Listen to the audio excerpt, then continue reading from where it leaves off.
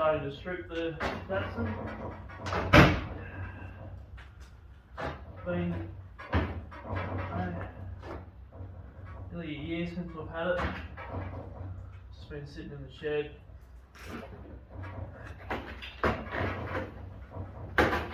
Been procrastinating quite badly recently, so I thought, well, time to start doing something.